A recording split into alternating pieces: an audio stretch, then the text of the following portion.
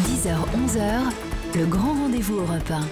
Avec les Échos et CNews. Comment vous avez vécu, Jean-Louis Etienne, la démission de Nicolas Hulot on était à la fin de l'été.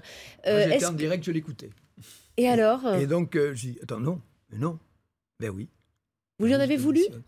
Non, on ne peut pas en vouloir à quelqu'un. Nicolas était arrivé à un moment donné, il était fatigué. Vous échangiez avec lui? Oui, je l'avais vu quelque temps avant. Et j'étais arrivé dans son bureau, il m'avait pris comme ça, il m'a dit, putain, ils veulent rien, ils veulent pas les éoliennes, ils veulent pas le nucléaire, ils veulent arrêter les énergies carbonées. Il avait à gérer, c'est un énorme ministère qu'il avait, de l'énergie, à l'environnement, la biodiversité, c'est la marche du monde, c'est tout, vous voyez. Mais si lui n'y arrive pas, vous dites que quelqu'un d'autre peut y arriver? Nicolas était porteur d'un idéal. Il est évident qu'il a, quand on est porteur d'un idéal, on a certaines fragilités, si vous voulez. Il n'est pas issu des remparts politiques. Moi, c'est un poste qu'on m'a proposé il y a longtemps. C'est le président Mitterrand m'avait proposé ce poste-là.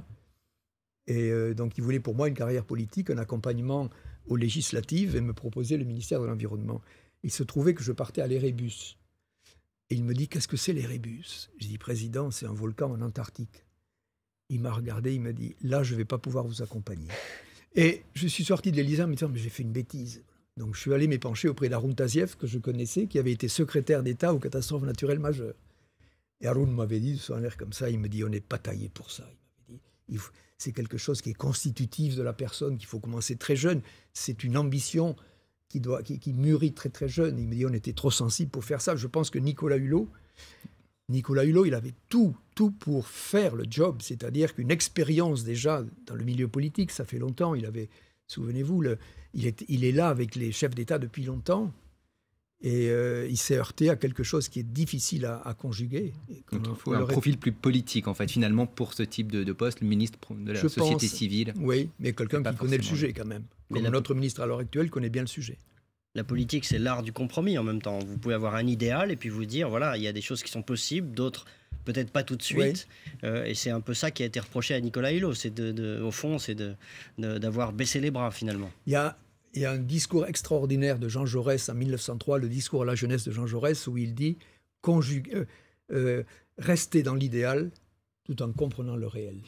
Vous voyez, c'est ce mariage, exactement ce que vous dites, cette conciliation qui est entre une exigence d'un idéal, effectivement, mais essayer de marier ça avec le réel. C'est un sujet d'une grande complexité, parce qu'on touche à l'énergie quand on parle du climat. Si on ne parle que du climat, il y a la biodiversité qui est touchée, c'est autre chose aussi, mais que du climat, on touche à l'énergie. Et donc, la solution, elle n'est pas simple, elle va venir sur la durée. 10h-11h, le grand rendez-vous Europe 1.